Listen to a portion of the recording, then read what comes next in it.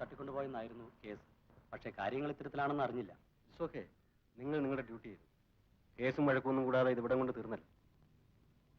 വരട്ടെ. ഓക്കെ, വരട്ടെ.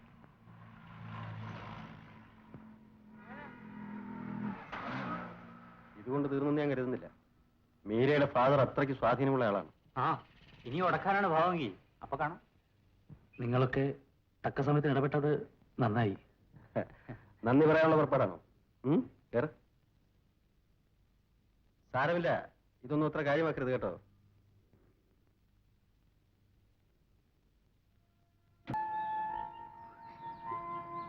അവന്മാരെ ഇടിച്ചു നോക്കിച്ചേട്ടാ. വടക്കേലെ വാസന്തി പറഞ്ഞു പോലീസ് പിടിച്ചോണ്ട് പോയാ ഇടുക്കി ഉരുട്ടയൊക്കെ ചെയ്യുമെന്ന്. അതിന് നീ എന്തിനാ കരയുന്നേ? അവർ ഞങ്ങളെ ഒന്നും ചെയ്തില്ല.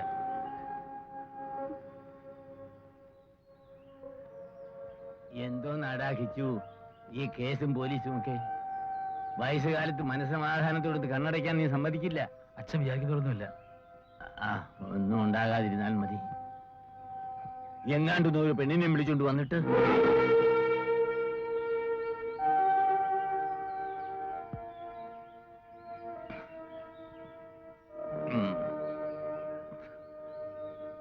ആ മോളകത്ത് പോ.